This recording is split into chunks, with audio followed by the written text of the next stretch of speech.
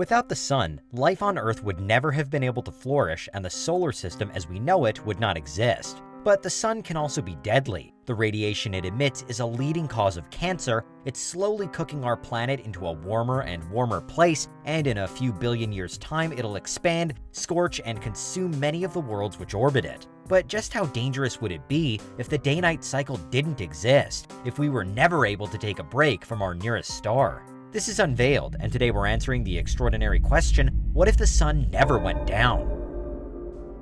Are you a fiend for facts? Are you constantly curious? Then why not subscribe to Unveiled for more clips like this one, and ring the bell for more fascinating content. Plenty of objects in space experience tidal locking, which is when one side is constantly facing whatever celestial body that object is orbiting. The moon, for example, is tidally locked to the Earth, meaning that the same side is always looking down on us. This doesn't mean that the moon doesn't rotate, it does, just at the same speed as it orbits the Earth, in what's known as synchronous rotation, all of which means that there's sometimes some confusion over the far side of the moon. It's often referred to as the dark side of the moon, but it isn't in constant darkness. It still turns to face the sun and turns away again, it just never faces the Earth. Still, because of how relatively slowly it rotates, most of the moon sees a regular cycle of 2 weeks of sunlight followed by 2 weeks of darkness. It's one of many reasons why humans would find it incredibly difficult to actually live on the moon. There are other moons tidally locked to their planet elsewhere in the solar system too. Titan is locked to Saturn, for example, and Pluto and Charon are locked to each other. Mercury is the only planet tidally locked to the sun though, but it's not at a 1-to-1 ratio, which means that even across the Mercurian sky, the sun does sometimes go down. Elsewhere in the universe, it's thought that some red and white dwarf stars could have tidally locked planets within their habitable zones. These planets would hypothetically host temperatures suitable for life, it's just that sunlight would only ever reach 50% of their surface.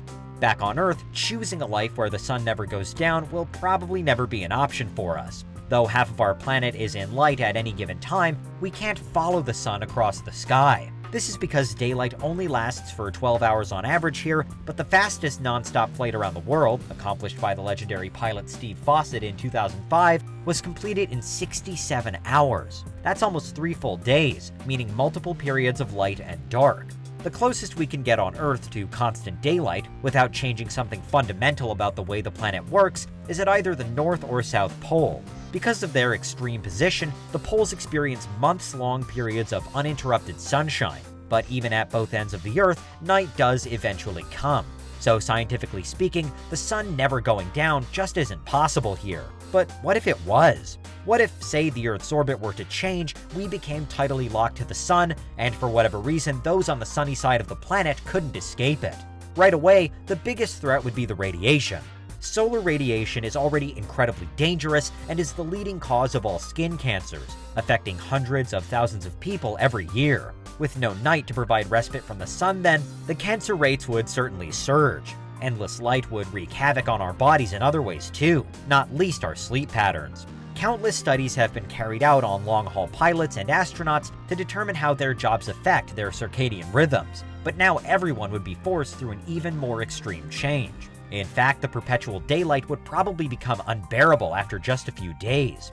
One quite disturbing study, published in the Current Biology journal in 2016, saw mice subjected to 6 grueling months of constant light. The mice got so stressed under these conditions that they reportedly exhibited various symptoms linked to a number of diseases, including bone and muscle wastage. The good news was that the effects were found to be reversible, but if in this hypothetical world the sun literally never went down, then it's hard to imagine that humanity, or much of life at all, could survive in such a place.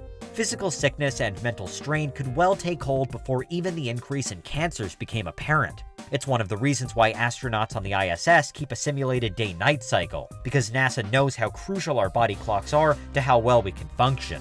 Of course, such a dramatic change wouldn't just be hard on humans, but hard on all animals which rely on the fact the sun will rise and set every day. Without the cover of night, some animals wouldn't be able to hunt, and others wouldn't be able to hide. Without the cooler temperatures at night, many species would struggle to survive, and over time, no doubt we'd see other species adapt, in much the same way as various creatures live in permanent darkness on Earth as it is. In caves or at the bottom of the sea, for example, we'd see animals physically change to cope with the endless sun. Constant sunlight would be especially devastating for plants too, many of which would burn up very quickly, because even those which are adjusted to hot climates, like cacti, need the cool of the night. All the world's crops then would wither, dry out, and die. Extreme desert conditions would set in, and fires would spark at a moment's notice, tearing through what remained of the forests and woodland.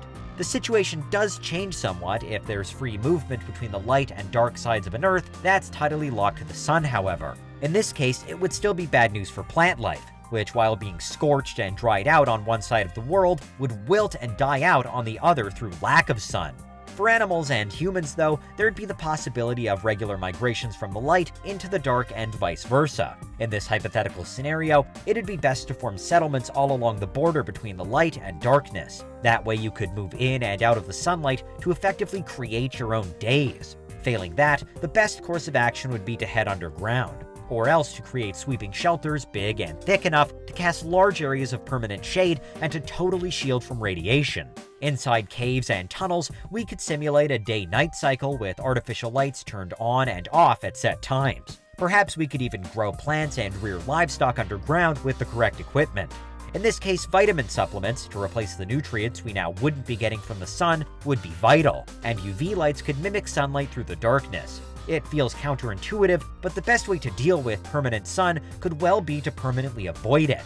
Such an environment would ultimately breed sprawling subterranean cities, which would be cooler, more controlled, and safer for all. If we couldn't get under the Earth's actual surface, then we'd need to build a new layer all around the planet, a worldwide roof of sorts, to provide life with the cover it needs. Whatever the case, it's clear that this is an alternate reality we should be glad we'll never get to see. Everyone loves it when the sun comes out, but it's just as important that it always sets, because that's what would happen if the sun never went down. What do you think? Is there anything we missed? Let us know in the comments, check out these other clips from Unveiled, and make sure you subscribe and ring the bell for our latest content.